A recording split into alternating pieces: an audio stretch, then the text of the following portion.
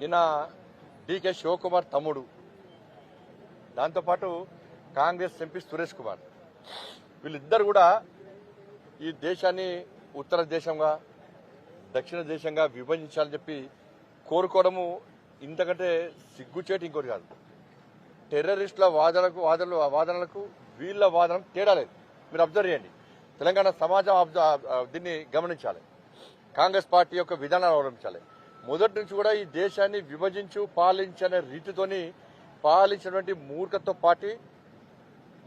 ప్రభుత్వం కాంగ్రెస్ పార్టీ ప్రభుత్వం మొదటి నుంచి కూడా. ఇవాళ కశ్మీర్లో టెర్రరిస్టు, పాకిస్తాన్ టెర్రరిస్టులు ఏమంటున్నారు? కశ్మీర్ను ప్రత్యేక దేశంగా చేయాలని చెప్పి అంటున్నారు. మరి వాళ్ళ తేడా అయింది. ఇలా పంజాబ్ను ప్రత్యేకంగా దేశంగా చేయాలని చెప్పి ఖలిస్తాన్ ఉగ్రవాదులు అంటున్నారు. మరి వాళ్ళకి తేడా అయింది. వాళ్ళ 2012లో కూడా పేపర్ కూడా వచ్చింది. అది ఇదే రాజీవ్ గాంధీ గారు నేను భారతీయునిగా చెప్పుకోవడానికి సిగ్గుపడుతున్నా అన్నాడు.